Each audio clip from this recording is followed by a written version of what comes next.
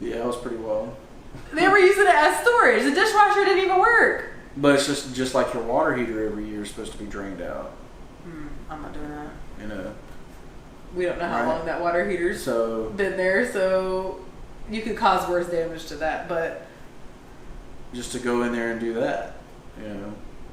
But we're learning. We learn. The landlords, you know, are lazy. That's why they like real estate, right? So I mean, but even if they hired a management companies don't care at all. Like all they care about is the bottom line. And if they're getting paid their little 8%, they don't get paid to maintain your property. They get paid to make sure your property is rented. I will say that. Well, I really didn't have that many landlords. I felt like our landlord at the beach did an okay job. Compared to other places we lived. Yeah. For sure. I mean, I've never had like a really, really bad experience personally, but I'm also very persistent, and I think that they kind of know that too. Like, I'm not trying to get blamed for this, so I'm letting y'all know whether y'all want to come fix it or not. If it's detrimental and it's going to affect my way of life, then they're going to come fix it. But if it's something stupid like I don't know, like a cabinet not closing correctly or whatever, like that doesn't bother me. But I'm gonna let them know that I didn't do that, and that was like that when I got it. But it was just crazy to see that they had let that property, like when you go out and we went outside that triplex, like the sheds, all of the sheds were water damaged, like falling apart. They reeked. I mean, like, that's not a huge deal, but it's still like part of the property. Like, like you should be, if you're not gonna fix it, then tear it down. Like that's a hazard, you know. And he didn't know that he had to upgrade those electrical units. He had been renting to somebody, and electrical units were out of date. Like he didn't even know that, and we paid that inspector to go check it out, and we didn't even get the property. But it helped, I guess, the next person, so you're welcome, whoever bought those triplexes. Right. You're welcome. Paid $750 for those inspections. But why is it so easy for gurus to push real estate? I mean, I feel like it's easy. I don't know. Easy? Because of a thing called leverage. Oh, I mean, I'm not over leveraging myself. So, real estate is bought using mortgages, right? And as time has gone on, you know, more and more mortgage companies take less money down, especially on your first home, to get those mortgages. So you're having more and more leverage. So for 5% down, or 5,000 on 100,000, you know, you can put down $5,000 and get $100,000 item, right? Yeah.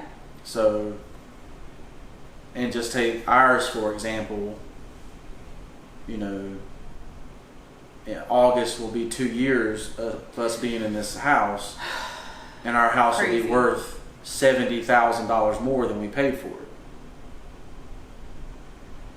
So yeah, you put less than 10 grand down, sir, to make $70,000. I'm about to say, sir, it was not. It was more than 10 grand. Okay. With everything together, I think it was about 12. Okay, 12. It's still it was easier to do the math with 70 to 10. Since when do we do things the easy way? Never. Just really way. Like, you always want to make it difficult. Whatever. There were so many things that we could have done easier that we didn't do. Yeah. But you understand the point. Like you're getting a 7 to 10 to 1 on the money that you're personally having to come up with, and you're using somebody else's money to make you money. Well, what's wild is that we negotiated down $25,000 maybe, or $30,000. Yeah, the property was originally listed for $189. Well, it was originally listed for $199. Okay. Or something like that. It was $189. Because then it fell under our criteria. Right. That's how you saw it. Did it fall to $179 then? Yeah. Okay, then it fell to $179. And then we you negotiated it from $179 to $157. Mm-hmm. Yep. I was like, I ain't playing games this time, and I'm not paying nothing up front. I'm not doing no due diligence, earnest money. I think we did $100 earnest money. Yeah. We did $100 earnest money. I was not playing any games this time. I was like, if this is not meant to be, then she won't agree to it. And because I'm not putting all this money down that I'm not going to get back. I didn't put any due diligence money down, right? Because that's not the one you get back. Right. I didn't put none of that down this time. Because, I mean, what did we have to lose? Nothing. We just renew another month at the apartment. And I'd already been crushed because we lost this triplex that we invested all of our time, money, energy. I mean, we thought that was going to be it. Like, they survived a hurricane. Like, I found another job immediately. It was like, seemed like it was meant to be, and it wasn't. It fell through. It wasn't the right thing. But yeah, like, so the point is that it dropped. Oh, so the house was worth $157 or whatever. We paid $157. We are paying $157 for the house. So imagine if it was more than that, and then I would have had to put more of a down payment down. And I wouldn't say I barely had that money, but I mean it would have been really tight. Because right after I got the house, I quit my job. So. Mortgage company, I didn't know that, but I got one now, I guess. But I mean, I found one. Your full-time job was working on this house. Yes, my full-time job became working on this house. So we put another $8,000 into the house to fix it up, redo the floors, repaint, redo the ceilings, fix leaks in the roof, stuff like that. Maintenance on the trees, cut down all the trees in the backyard that were overgrown and growing up the out chimney. of whack and up the chimney. Yeah, we did that. We didn't pay anybody. No. So we did a lot.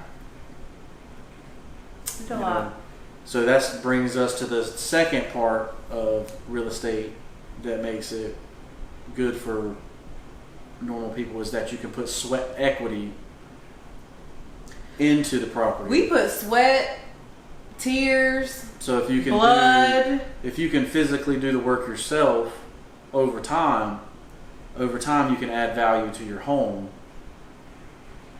To either refinance, do a home equity line of credit, or even to sell it. And we're not selling. Somewhere else. We're not moving on. And this will forever be a family beach home. And sweat equity is definitely the way, most normal people would start out. You find something that, most people don't want because it smells funny, or, it has a little bit of it had animals, dated stuff, or had animals, had animal hair everywhere, needed to get painted, needed paint, had a hole in the side of it, whatever. Mm-hmm. Because even the ceilings had like stains on it. Mm-hmm. Smoke stains. Mm-hmm. Mm-hmm. Those little, but like also like water stains. Wasn't there like a couple spots that have like the? Yeah, because they had holes in the roof. Yeah. Right. Yeah. If you can see our house now, if you can see the roof now, it looks amazing. Not the roof. What is this? The ceiling. So of course, you realize what your skill level is and what your skill level is not, and what you thought it was. Me personally, I'm 295 pounds. I'm not getting on a weak roof to try to repair it. Or in the attic. You did a couple times, but our house has lofted ceilings. So vaulted ceilings, whatever you want to call it. Mm-hmm. So the passageway from this side of the house to that side of the house is about this big. It's meant for like a 5'1", like 100 pound There's no man. way I'm going through there with materials to go fix the other side. I mean, heck, we didn't even know there wasn't any insulation on the whole other side of the house. That's right. We were living here like 7 months before we realized that.